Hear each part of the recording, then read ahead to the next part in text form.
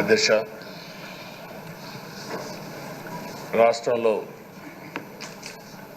రాష్ట్రంలోనే కాదు తెలుగు రాష్ట్రాల్లో అత్యంత సీనియర్ శాసనసభ్యులు మీరు ఒకరు. బీసీ నేతగా గుర్తింపు ఉన్న మిమ్మల్ని నేడు శాసనసభ అధ్యక్ష పదవిలో చూడడం చాలా సంతోషంగా ఉంది అధ్యక్ష.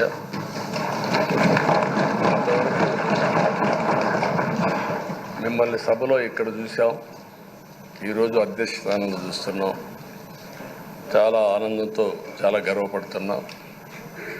అందరి ఆమోదంతో 16వ శాసనసభకు స్పీకర్గా ఏకగ్రీవంగా ఎన్నికైన మీకు నా హృదయపూర్వక అభినందనలు, శుభాకాంక్షలు.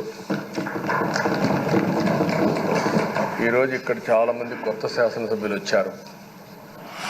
ఒకసారి అయ్యన్న పాత్రుడు గారి జీవితాన్ని కూడా ఆలోచించుకోవాల్సిన, మీరందరూ తెలుసుకోవాల్సిన అవసరం ఉంది. మనందరి మాదిరిగానే ఆయన కూడా ఒక హంబుల్ కుటుంబంలో 1957 సెప్టెంబర్ 4వ తారీఖున ఉత్తరాంధ్రలో నర్సీపట్నంలో జన్మించారు. తల్లిదండ్రులు చింతకాయల వరహాల దొర చెల్లాయమ్మ గారు. యువత రాజకీయాల్లోకి రావాలని ఆ రోజు ఎన్టీ రామారావు గారు పార్టీ పెట్టిన మొదట్లో పిలిపిస్తే 25 సంవత్సరాల వయసుండే సమయంలో రాజకీయాల్లోకి వచ్చిన వ్యక్తి అయ్యన్న పాత్రుడు గారు. అక్కడి నుంచి 7 సార్లు ఎమ్మెల్యే అయ్యారు, ఒకసారి ఎంపీ అయ్యారు. ఎమ్మెల్యేగా, ఎంపీగా, మంత్రిగా తెలుగు రాష్ట్రాల్లో తనకంటూ ఒక ప్రత్యేకమైన ముద్ర వేయగలిగారు. ఏ పదవి ఇచ్చినా ఆ పదవికి వన్నె తీసుకొచ్చిన వ్యక్తి అయ్యన్న పాత్రుడు గారు. వారి కుటుంబం కూడా మనం ఆలోచిస్తే కొంతమంది ఫస్ట్ జనరేషన్లో రాజకీయాల్లోకి వస్తారు. అయ్యన్న పాత్రుడు గారిని చూస్తే 6 దశాబ్దాలు రాజకీయ చరిత్ర కలిగిన కుటుంబం. 1962లో అయ్యన్న పాత్రుడు గారి తాత లచ్చా పాత్రుడు గారు స్వతంత్ర పార్టీ నుంచి పోటీ చేసి గెలిచారు. స్వాతంత్ర సమరయోధుడు గౌత లచ్చన్న సమకాలికుడిగా పనిచేశారు. అదే వారసత్వాన్ని కొనసాగిస్తూ అయ్యన్న పాత్రుడు గారు ఇప్పటివరకు పనిచేస్తున్నారు. 83, 85, 94, 99, 2004, 2014, 2024లో ఎమ్మెల్యేగా విజయం సాధించారు. నర్సీపట్నంలో తెలుగుదేశం పార్టీ పెట్టినప్పటి నుంచి వారే పోటీ చేస్తున్నారు. అది వారి యొక్క ప్రత్యేకత. 7 సార్లు ఎమ్మెల్యే గెలవడం, 16 సంవత్సరాలు మంత్రిగా పనిచేయడం, 1996లో అనకాపల్లి ఎంపీగా గెలుపొంది 2 సంవత్సరాలు అక్కడ పనిచేయడం, తెలుగుదేశం పార్టీ పాలిట్ బ్యూరో సభ్యుడిగా 10 ఏళ్ళు పనిచేశారు. టెక్నికల్ ఎడ్యుకేషన్, రోడ్లు, భవనాల శాఖ, అటవీ శాఖ, పంచాయతీరాజ్ శాఖ మంత్రిగా బాధ్యతలు నిర్వహించారు. 3 సార్లు R&B మినిస్టర్గా పనిచేశారు. అదేవిధంగా మనం ఒకసారి చూస్తే ఎప్పుడూ పోరాట యోధుడు, రాజీ పడని నాయకుడు, ఒక విశిష్టమైనటువంటి లక్షణాలుండే వ్యక్తి. తెలుగు రాష్ట్రాల్లో ఏ మారుమూల ఎవరిని అడిగినా అయ్యన్న పాత్రుడు గారిని గురించి చెప్తారు. 66 సంవత్సరాలు, ఇప్పుడు కూడా ఫైర్ బ్రాండే, చనిపోయే వరకు ఫైర్ బ్రాండ్గానే ఎక్కడ దాంట్లో రాజీనే లేదు. అదే మరి ఇంకొక పక్కన చూస్తే తనకంటూ ఒక ఇమేజ్. అదే సమయంలో లాయల్టీ ఫ్యాక్టరీలో కరుడు గట్టిన పసుపు యోధుడుగా పార్టీలో ఇంతవరకు ఉంటారు, ఎప్పటికీ ఉంటారు. అది ఆయన ప్రత్యేకత. నీతి, నిజాయితీ, నిబద్ధత ఇవన్నీ ఉణికిపుచ్చుకొని రాజకీయం చేశారు. 42 సంవత్సరాలు. ఇప్పుడు చాలామంది ఫస్ట్ టైం వచ్చేవాళ్ళు ఉన్నారు, కొంతమంది రెండోసారి వచ్చేవాళ్ళు ఉన్నారు.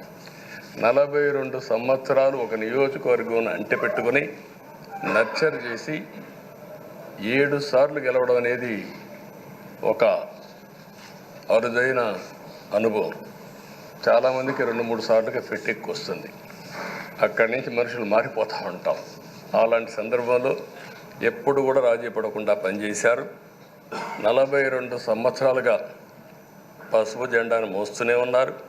పార్టీని కన్న తల్లిగా భావించే నాయకుడు, పోరాట యోధుడు. ఎప్పుడు కూడా రాష్ట్రంలో అభివృద్ధి చేయడమే కాకుండా ఉత్తరాంధ్ర అభివృద్ధి కోసం, ప్రత్యేకంగా విశాఖపట్నం అభివృద్ధి కోసం ఎనలేని కృషి చేసిన నాయకుడు అయ్యన్న పాత్రుడు గారని చెప్పి కూడా నేను మీకు తెలియజేస్తున్నాను.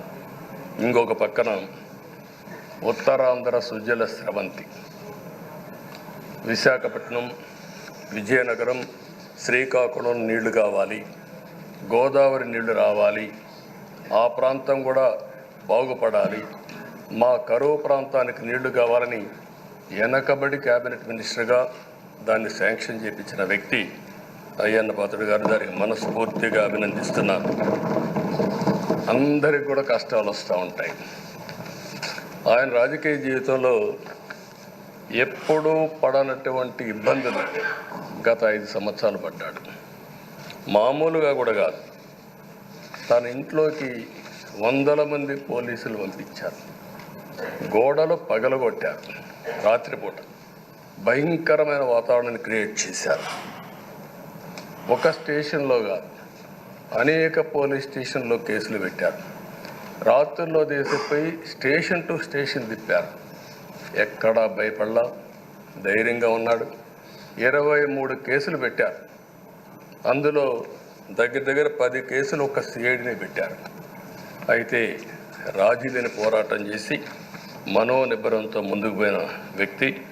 కడాన మనందరం గుర్తుపెట్టుకోవాల్సింది 60 సంవత్సరాలు, 62, 63 సంవత్సరాలు ఉండే వ్యక్తి పైన అత్యాచారం కేసు కూడా పెట్టారు. ఇవన్నీ కాకుండా అంటే ఎలాంటి పాలకులు ఉన్నారు, ఎలాంటి జరుగుతాయి అనేదానికి ఒక ఉదాహరణ ఇవన్నీ జరిగాయి. అయితే ఒక్క విషయం ఉండే సభ్యులందరికీ విజ్ఞప్తి చేస్తున్నాను. ప్రతి ఒక్క నాయకుల్లో కూడా ఒక స్ఫూర్తిదాయకమైన సంఘటనలు ఉంటాయి. అందుకే ఇన్నిసార్లు గెలుస్తారు. అలాంటి మన అయ్యన్న పాత్రుడు గారిలో ఉండే మంచి పాజిటివ్ పాయింట్స్ అన్నీ కూడా మీరు కూడా ఆలోచించుకోవాల్సిన అవసరం ఉంది. ఒక వ్యక్తి చట్టసభకు రావడం ఒక అరుదైన గౌరవం. ఇది ఒక అవకాశం. కొన్ని లక్షల మందిలో ఆ అవకాశం మనకు వస్తుంది. ఆ అవకాశంతోనే మనం అందరం ఇక్కడికి వచ్చాం. అయితే మనం అందరం గుర్తుపెట్టుకోవాల్సింది, మనల్ని ఎంపిక చేసిన ప్రజలకి ఏం చేయాలి, తాత్కాలికంగా ఏం చేయాలి, ఒక టైం బౌండ్ ప్రోగ్రాంలో ఏం చేయగలుగుతాం, దీర్ఘకాలంలో ఏం చేయగలుగుతామో మనం అందరం ఆలోచించుకొని అలాంటి సమస్యల్ని పరిష్కారం చేయాల్సిన బాధ్యత మనందరి పైన ఉంది. అంతేకాకుండా ఈరోజు ఇక్కడుండే ఎమ్మెల్యేలందరినీ కోరుతున్నాం, మనందరి పైన ఒక పవిత్రమైన ఉన్నతమైన బాధ్యతని తెలుసుకొని నడవాల్సిన అవసరం ఉంది. చట్టసభల్లో సభ్యుల ప్రవర్తన, వ్యాఖ్యలు, చర్చలు, మనం ఏదో ఇక్కడ అపోజిషన్ ఉంటే అపోజిషన్కే జవాబుదారితనం, వాళ్ళ మీద మాట్లాడాలనే ఆలోచన కాకుండా మనం మాట్లాడే విషయాలు రాష్ట్రం మొత్తం ప్రజలంతా వాచ్ చేస్తూ ఉంటారు. మీ నియోజకవర్గంలో ఉండే ప్రజానీకం వాచ్ చేస్తారు, రాష్ట్రమంతా వాచ్ చేస్తారు. ఒక సభ్యుడిగా మీరు సమర్థవంతంగా పనిచేస్తే ఎక్కడ లేని గౌరవం వస్తుంది. దానికి మనందరం కృషి చేయాల్సిన అవసరం ఉంది. అయితే ఓసారి బాధేస్తుంది, గడిచిన 5 సంవత్సరాలు శాసనసభ అంటే చాలా భిన్నంగా నడిచింది. ఎంతో పవిత్రమైన శాసనసభను గత ప్రభుత్వం ఒక వికృతమైన పోకడలు, నీచ రాజకీయాలు, వ్యక్తిత్వ హననానికి ఒక వేదికగా చేశారు. ఇదే అసెంబ్లీలో దూషణలు, బూతులు, వెక్కిరింతలు, కక్ష సాధింపులు, మైకు లేకుండా పోవడం ఒకటి కాదు, చాలా సమస్యలు వచ్చాయి. అదే సమయంలో ఫస్ట్ టైం వచ్చిన ఎమ్మెల్యే బాధ్యతారాహిత్యంగా 6-7 సార్లు గెలిచిన ఎమ్మెల్యేని వెక్కిరించడం, బూతులు తిట్టడం, చాలా వల్గర్గా ప్రవర్తించే పరిస్థితికి వచ్చారు. ఆ రోజు ప్రభుత్వం యొక్క వైఫల్యాల్ని క్వశ్చన్ చేస్తే వాళ్ళపైన సభలోనే దాడి చేయడం, నీచంగా మాట్లాడడం, వాళ్ళ మనోభావాలు దెబ్బతీయడం, ఇవన్నీ చేసే పరిస్థితికి వచ్చారు. ఇక్కడుండే నాయకులు నేను చూశాను. ఆ రోజు తెలుగుదేశం పార్టీ 23 మంది గెలిచాం. జనసేన లేరు, బీజేపీ లేరు. కానీ ఆ 23 మందిని గెలిచినాక ఇదే అసెంబ్లీకి వస్తే వాళ్ళు ప్రవర్తించిన తీరు మీరు చూస్తే చాలా బాధాకరంగా ఆ రోజు పనిచేసే పరిస్థితికి వచ్చారు. ఆ రోజు ఒక్క విషయం మీరు చూస్తే, నేను కూడా ఇదే హౌస్లో చాలా బాధపడిన సందర్భం రోజు ఉంది. మెంబర్స్ అందరం ఉన్నాం. నన్ను గురించి, నా కుటుంబాన్ని గురించి ఇష్టానుసారంగా మాట్లాడితే కనీసం యాక్షన్ తీసుకోవడానికి నాకు మైక్ ఇవ్వమని అడిగాను. మేము నిరసన తెలియజేసి ఎడతామని మైక్ అడిగితే మైక్ ఇవ్వలేదు. ఇవ్వకుండా మీరు చూస్తే మామూలు సంఘటన కాదు. ఆ రోజు నేను ఒక మాట చెప్పాను, ఇది గౌరవ సభ కాదు, మీరు నాకు మైక్ కూడా ఇవ్వడం లేదు. మైక్ ఇవ్వకపోయినా నేను స్టేట్మెంట్ ఇవ్వాలి కాబట్టి ఇచ్చేడతారు రికార్డు కోసం అని చెప్పి గట్టిగా లేచి ఇదే సీట్లో కూర్చొని ఆ రోజు నేను చెప్పింది అదే వర్డ్స్ మీకు రిపీట్ చేస్తున్నాను. నేను స్టేట్మెంట్ ఇవ్వాలనుకున్నాను, మీరు మైక్ ఇవ్వకుండా చేశారు. అయినా నాకు బాధ లేదు. మళ్ళీ చెప్తున్నా, ముఖ్యమంత్రిగానే ఈ హౌస్కు వస్తాను తప్ప అదర్వైజ్ అవసరం లేదు. ఇది ఒక గౌరవ సభ కాదు. ఇలాంటి గౌరవ సభలో నేనుండనని మరొక్కసారి చెప్తూ మీకు నమస్కారం. ప్రజలకు విజ్ఞప్తి చేస్తున్నా, నా అవమానం మీరు అందరూ అర్థం చేసుకొని నిండు మనసుతో ఆశీర్వదించాలని కోరుతూ ఈ సభ నుంచి వాకౌట్ చేస్తున్నానని చెప్పి వాకౌట్ చేసి బయట ప్రెస్ కాన్ఫరెన్స్ పెట్టాను. ఎందుకు ఈ విషయం చెప్తున్నానంటే, నా జీవితంలో ఇది 9వసారి నేను ఎమ్మెల్యే. ఈ రాష్ట్రంలో తెలుగు జాతిలో నాకు వచ్చిన అవకాశాలు ఏ నాయకుడికి రాలేదు. 14 సంవత్సరాలు ముఖ్యమంత్రిగా పనిచేశాను. ఇప్పుడు మళ్ళీ ముఖ్యమంత్రి అయ్యాను. 15 సంవత్సరాల పొజిషన్ పార్టీ లీడర్గా పనిచేశాను. కానీ తిరుపతిలో నా పైన దాడి జరిగింది. 24 క్లేమోర్ మైన్స్ నా మీద బ్లాస్ట్ చేశారు. ఆ రోజు కూడా నా కళ్ళలో నీళ్ళు రాలేదు. మొట్టమొదటిసారిగా ఎలాంటి సంబంధం లేని నా సతీమణి పైన ఆరోపణలు చేశారు.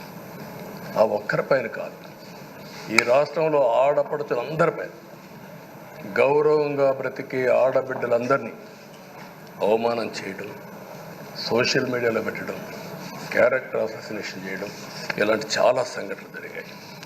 దానికి పరాకాష్ఠగా మరో శాసనసభ్యులు కానీ, కొంతమంది అయితే భవానీ శాసన సభలో సభ్యురాలుగా ఉండి ఎన్నో పోస్టింగ్స్ పెట్టే పరిస్థితికి వచ్చారు. అలాంటి సంఘటనలు చూసిన తర్వాత ఫస్ట్ టైం నా జీవితంలో ఆడబిడ్డల కోసరం ఇలాంటి హననాన్ని చేశారని బాధపడుతూ కంటతడి పెట్టాను. ఆ రోజే అనుకున్నా, ఇలాంటి పార్టీ ఈ రాష్ట్రానికి అరిష్టం, ఇలాంటి వ్యక్తిత్వం ఉండకూడదు. మళ్ళీ ఈ రాష్ట్రాన్ని గౌరవ సభ చేసి హోందాగా నడిపించే వరకు నేను పనిచేస్తానని చెప్పి ఒక శపథం చేశాను. ఆ శపథం ప్రకారమే ప్రజలు గెలిపించారు, వచ్చాను. ఈరోజు 2 సంవత్సరాల తర్వాత, ఆ రోజు నేను వెళ్ళింది 2021 నవంబర్ 19వ తారీఖున వెళ్ళాను. నిన్న మీ అందరి ఆశీస్సులతో, ప్రజలందరి యొక్క ఆమోదంతో ఈ సభలోకి ఎంటర్ అయ్యాం. నాకు జరిగిన అవమానం కానీ, ఆడబిడ్డలకు జరిగిన అవమానం కానీ భవిష్యత్తులో ఎవరికీ జరగకుండా కాపాడే బాధ్యత ఈ అసెంబ్లీ తీసుకోవాలని అందరినీ కోరుకుంటున్నాను. నా గౌరవ గౌరవాన్ని కాపాడిన ప్రజానీకానికి మరొకసారి మనస్ఫూర్తిగా ధన్యవాదాలు, అభినందనలు. నా జీవితాంతం రుణపడి ఉంటా. మళ్ళీ నాకు జన్మనంటే తెలుగువాడుగా పుట్టాలని, తెలుగు గడ్డ రుణం తీసుకోవాలని నా ఆకాంక్ష. తప్పకుండా ఇచ్చేస్తాను. మొన్న మీరు ఒక్కసారి చూస్తే ఎన్నికల్లో ఇక్కడుండే శాసనసభ్యులందరికీ అనుభవం ఉంటుంది. ఎక్కడో అమెరికాలో ఉండే వ్యక్తులు 5 లక్షలు 10 లక్షల రూపాయలు ఖర్చు పెట్టుకుని ఓటొచ్చి ఓటేయడం, నెల 2 నెలలు పనిచేసే పరిస్థితికి వచ్చారు. వేరే రాష్ట్రాల్లో ఉండే ప్రతి ఒక్కరూ ఇది నా బాధ్యత అనే ఉద్దేశంతో అందరూ వచ్చి ఓట్లేసే పరిస్థితికి వచ్చారు. కొన్ని సంఘటనలు చూస్తే ఆశ్చర్యం వేస్తుంది.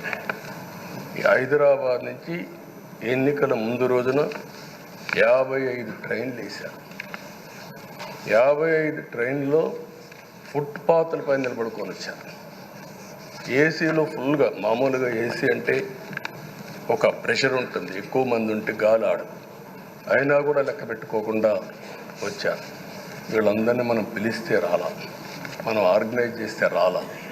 కానీ ప్రజలు గెలవాలి, ఈ రాష్ట్రాన్ని కాపాడుకోవాలని పిలిపించాం. ఎన్డీఏ, పవన్ కళ్యాణ్ గారు, బీజేపీ, తెలుగుదేశం ముగ్గురం కలిసి దాంతో స్పందించి పెద్ద ఎత్తున ప్రతి ఒక్కరూ మా బాధ్యతను వచ్చారు.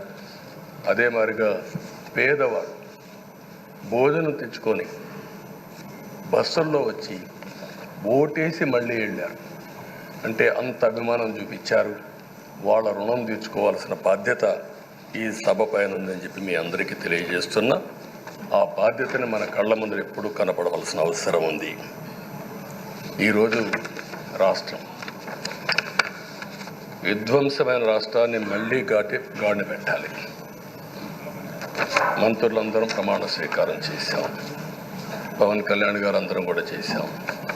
కానీ ఈరోజు ఒక్కసారి ఆలోచిస్తే ఎక్కడున్నామో తెలియని పరిస్థితి, ఎంత అప్పు ఉందో తెలియని పరిస్థితి, చాలా సమస్యలు ఉన్నాయి. అయితే ప్రజలు మంచి ఎమ్మెల్యేలు ఎన్నుకున్నారు.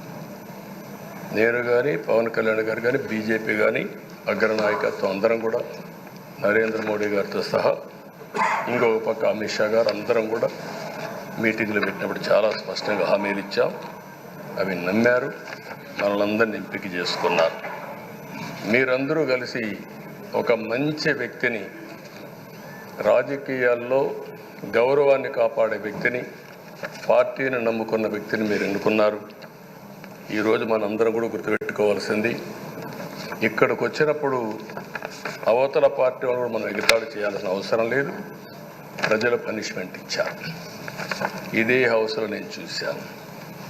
23 సీట్లు మాకు వచ్చాయి. మేము బాధపడ్డాము. కానీ ప్రజాస్వామ్యాన్ని గౌరవించాలనే ఉద్దేశంతో ప్రజాస్వామ్యుతంగా పనిచేశాం. 23వ తారీఖు ఎన్నికల రిజల్ట్స్ వస్తే దాన్ని వక్రీకరించి 23వ తారీఖున దేవుడు రాసిన స్క్రిప్ట్ ఇది, మీకు 23 సీట్లు వచ్చాయని మాట్లాడారు. ఇప్పుడు నేను అడుగుతున్నాను, కూటమికి 164 సీట్లు వచ్చాయి. 1, 6, 4 కూడుకుంటే 11 వస్తుంది. రాష్ట్రంలో దగ్గర 1631 రోజులు అమరావతి రైతాంగం ఆడబిడ్డలు ఉద్యమం చేశారు. ఆ 4 నెంబర్లు కలుపుకుంటే 1, 6, 3, 1 కలుపుకుంటే 11 వస్తుంది. అంటే ఇది కూడా భగవంతుడి స్క్రిప్ట్ అయినా కూడా నేను మాట్లాడడం లేదు, నేను కామెంట్ చేయడం లేదు. ఈరోజు ఉంటే వాళ్ళకు కూడా అర్థమయ్యేది. వాళ్ళు ఉండకుండా పోవడం అనేది వాళ్ళ పిరికితనం తప్ప ఇంకోటి కాదని చెప్పి కూడా నేను మీకు తెలియజేస్తున్నా. అయితే నేను ఇక్కడుండే సభ్యులను కూడా మిమ్మల్ని కోరుతున్నా, మనం ప్రజా సమస్యలపైన దృష్టి పెట్టాలి తప్ప వీళ్ళ మీద కాదని చెప్పి కూడా నేను మీకు తెలియజేసుకుంటున్నాను. ఆ రోజు పవన్ కళ్యాణ్ గారిని అసెంబ్లీ గేటు కూడా తాకనీయం అని పెద్ద పెద్ద డైలాగులు చెప్పారు. 21 సీట్లలో పోటీ చేస్తే 21 సీట్లని గెలిపించారు.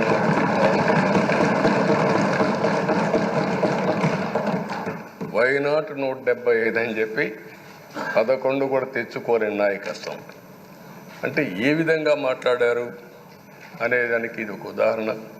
ఆ రోజు పవన్ కళ్యాణ్ గారు చాలాసార్లు, నేను కూడా అన్నాను, బయట చాలామంది అభినందించారు. ఎక్కడ తగ్గాలో తగ్గడం, ఎక్కడ గెలవాలనో గెలవడం నేర్చిన వ్యక్తి పవన్ కళ్యాణ్ గారు. ఈరోజు మనందరం కూడా గుర్తుపెట్టుకోవాల్సింది, రాజకీయాల్లో సుదీర్ఘమైన రాజకీయాల్లో ఉన్నాం. మొత్తం కలిసి 16వ సభ. మీ అందరికంటే సీనియర్ మోస్ట్ నేను.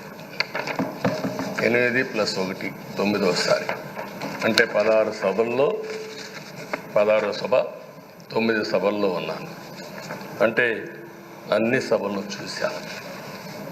నా జీవితంలో ఎప్పుడూ చూడని సభ మొన్న జరిగిన సభ, 15వ శాసనసభ. కానీ ఇప్పుడు నేను కోరుకునేది మీ దగ్గర నుంచి, అది ఒక చెడు సభ కింద, ఒక కౌరవ సభ కింద మనం భావించాం. కానీ అత్యున్నతమైన సభగా 16వ శాసనసభని నిర్వహించే బాధ్యత మనందరిపై ఉంది. గౌరవప్రదంగా నిర్వహించాలి. అదే సమయంలో ఇక్కడుండే ప్రతిపక్షాల దృష్టిలో పెట్టుకొని కాదు, 24 గంటలు మనం ప్రజలతో ఉండాలి. ప్రజాప్రభుత్వంగా ప్రజలకు జవాబుదారితనంగా ఉండాల్సిందిగా నేను మిమ్మల్ని అందరినీ కోరుకుంటున్నాను. ఈరోజు మనందరికీ అధికారం ఇవ్వడం కాదు, అతి ముఖ్యమైన బాధ్యత ఇచ్చారు. ఈ రాష్ట్రాన్ని మళ్ళీ ఘాటున పెట్టమని మనతో మాట్లాడారు, మనకు చెప్పారు. ఎప్పుడు కూడా నేను ఒకటే భావిస్తాను, ప్రజా జీవితాలను మార్చే శక్తి ప్రభుత్వ విధానాలకు ఉంటుంది. ఆ ప్రభుత్వ విధానాలకు రూపకల్పన చేసే సభ ఈ చట్టసభ. ఈ విషయం ప్రతి ఒక్కరూ గుర్తుపెట్టుకోవాల్సిన అవసరం ఉంది. ఈరోజు మనం చేసే పని ఈరోజు ప్రజల భవిష్యత్తే కాకుండా భావితరాల భవిష్యత్తు కూడా నిర్ణయిస్తుంది. ఈరోజు భారతదేశం 91లో ఆర్థిక సంస్కరణలు వచ్చాయి. ఒక తెలుగు బిడ్డ పివి నరసింహరావు గారు ఆర్థిక సంస్కరణలు ప్రవేశపెట్టారు. ఈరోజు భారతదేశం ముందు చాలా వరకు అభివృద్ధి అయ్యే పరిస్థితి వచ్చింది. ఆయన ప్రవేశపెట్టిన ఆర్థిక సంస్కరణను నేను ఆదర్శంగా తీసుకొని ఆ రోజు ఉమ్మడి ఆంధ్రప్రదేశ్లో అనేక పాలసీలు తీసుకొచ్చాం, సంస్కరణలు తీసుకొచ్చాం. ఐటీ, విద్య, పాలనా రంగం, ఇన్ఫ్రాస్ట్రక్చర్, ఇవన్నీ మనం తీసుకొచ్చాం. ఎన్నో డికేడ్స్ కాదు, 25 సంవత్సరాల్లో దాని యొక్క ప్రభావం మనం అందరి ముందు కనపడుస్తుంది. ఈరోజు హైదరాబాద్ నగరం వన్ ఆఫ్ ది బెస్ట్ సిటీగా ఉందంటే 25 ఏళ్లకు మనకు తీసుకున్న నిర్ణయాలే కారణం. ఈరోజు నేను అందరినీ ఒకటే కోరుతున్నా, మీ అందరినీ, ఈరోజు భారతదేశం 5వ అతిపెద్ద ఆర్థిక వ్యవస్థ. ఇంకొక 4-5 సంవత్సరాల్లో ఎన్డీఏ ఆధ్వర్యంలో 3వ అతిపెద్ద ఆర్థిక వ్యవస్థగా తయారవుతుంది. 2047 వికసిత్ భారత్ ఎన్డీఏ నరేంద్ర మోడీ గారి కల అయితే, వికసిత్ ఆంధ్రప్రదేశ్ మనందరి కల కావాల్సిన అవసరం ఉంది. నాకు ఏమాత్రం అనుమానం లేదు, భారతదేశం ప్రపంచంలో అగ్రస్థానానికి వెళ్తాం. నెంబర్ 1 కానీ నెంబర్ 2 కానీ ఉంటాం. అదే సమయంలో మనందరి ఆశయం, మనం చేసే చట్టాలన్నీ కూడా తెలుగువారు ప్రపంచంలోని నెంబర్ 1గా ఉండాలని, ఆంధ్రప్రదేశ్ని జీరో పావర్టీ స్టేట్గా తయారు చేసి ఆర్థిక అసమానతలు తగ్గించే విధానానికి ఈ సభ శ్రీకారం చుట్టాలని కోరుకుంటూ, దానికి అయ్యన్న పాత్రుడు గారి అధ్యక్షతన మనం ముందుకు పోవాలని చెప్పి మనస్ఫూర్తిగా కోరుకుంటున్నాను. ఇంకొక పక్క ఈరోజు మీరందరూ కూడా గుర్తుపెట్టుకోవాల్సింది, ఈ సభలో దూషణలు, వెకిలి చేష్టలు అవి కాకుండా ఉందాతనంతో ప్రతి ఒక్కరం కూడా ముందుకు పోయే విధంగా కార్యక్రమాన్ని తీసుకుపోవాల్సిందిగా నేను కోరుతున్నాను. 16 సభలు మనం చూసాం. ఈ 16 సభలు మీరు చూస్తే ఆంధ్రప్రదేశ్ శాసనసభ హేమీలు వచ్చారు. అందులో టంగుటూరి ప్రకాశం పంతులు, ఎన్జి రంగా, నీలం సంజీవరెడ్డి, బెజవాడ గోపాల్ రెడ్డి, తెన్నేటి విశ్వనాథం, గౌత లచ్చన్న, పివిజి రాజు, ఉచ్చలపల్లి సుందరయ్య, అయ్యదేవర కాళేశ్వరరావు, చండ్ర పుల్లారెడ్డి, వావిలాలు గోపాలకృష్ణయ్య, మోటూరి హనుమంతరావు, గుంటూరి బాపనయ్య, కాకాని వెంకటరత్నం లాంటి ఉద్దండులందరూ వచ్చారు. వీళ్ళు కాకుండా పివి నరసింహారావు ఈ రాష్ట్రంలోనే పుట్టి కేంద్రం నుంచి ఆర్థిక సంస్కరణలు తీసుకొచ్చారు. ఇంకో పక్కన ఎన్టీ రామారావు గారు, ఒక చరిత్ర సృష్టించిన యుగ పురుషుడు ఎన్టీ రామారావు గారు. వీళ్ళందరూ మనకు ఆదర్శం కావాలని మనస్ఫూర్తిగా కోరుకుంటున్నాను. అందుకని ఈరోజు ఒక పక్కన చూస్తే చట్టసభల విలువ తెలిసిన వ్యక్తి అయ్యన్న పాత్రుడు గారు. అనేక సందర్భాల్లో ఒక్కోసారి ఆవేశాలు మెంబర్లో వచ్చాయి. అవన్నిట్లో మీరు కూడా భాగస్వాములుగా ఉన్నారు. కానీ ఈరోజు నేను కోరుకునేది మీ ఆధ్వర్యంలో రాజ్యాంగ స్ఫూర్తి నిలుస్తుందని, ప్రజాస్వామ్యాన్ని కాపాడతారని, ఈ సభ హోందాగా నడుస్తుందని దాంట్లో నాకు ఏమాత్రం అనుమానం లేదు. ఆ నమ్మకం ఉంది. దానికి మరొక్కసారి మీ యొక్క ఆధ్వర్యంలో భగవంతుడు అన్ని విధాల మీకు ఆ శక్తినివ్వాలని, తప్పకుండా ఈ అసెంబ్లీ సెషన్స్లో ఈ 5 ఏళ్లలో రాష్ట్రానికి కొన్ని సమస్యలు ఉన్నాయి. వాటి మీద ఎక్కువ మనం ఫోకస్ పెట్టాల్సిన అవసరం ఉంది. రాజధాని కట్టుకోవాలి, పోలవరం పూర్తి చేసుకోవాలి, నదుల అనుసంధానం చేసుకోవాలి, పెట్టుబడులు రావాలి, మౌలిక సదుపాయాలు కలిగించాలి, బీసీలకు, బడుగు బలహీన వర్గాలకు న్యాయం చేయాలి. ఏది చేసినా పేదవాళ్ళ దృష్టిలో పెట్టుకొని ఈ అసెంబ్లీ చేసేటప్పుడు మీ అపారమైన అనుభవాన్ని మీరు ఉపయోగించుకొని ఈ సభను సక్రమైన దారిలో నడిపించేదానికి మీరు దోహదం చేయాల్సిందిగా మిమ్మల్ని అందరినీ కోరుకుంటూ, ఈరోజు మీరేసే మీ ఆధ్వర్యంలో జరిగే చర్చలు 2047కి తెలుగు జాతి ప్రపంచంలోనే నెంబర్ 1గా ఉండడానికి, ఈ రాష్ట్రంలో పేదరికం లేని సమాజాన్ని నిర్మాణం చేయడానికి, ఆర్థిక అసమానతలు తగ్గించే దిశగా మన ప్రయాణం సాగడానికి పూర్తిగా మీ ఆధ్వర్యంలో సాగాలని చెప్పి కోరుకుంటూ, మరొక్కసారి మీకు భగవంతుడు అన్ని విధాల ఆయురారోగ్యాలు ఇచ్చి ఈ సభను సుజావుగా నడిపించే కార్యక్రమానికి శ్రీకారం చుట్టాలని కోరుకుంటూ మీకు నమస్కారం.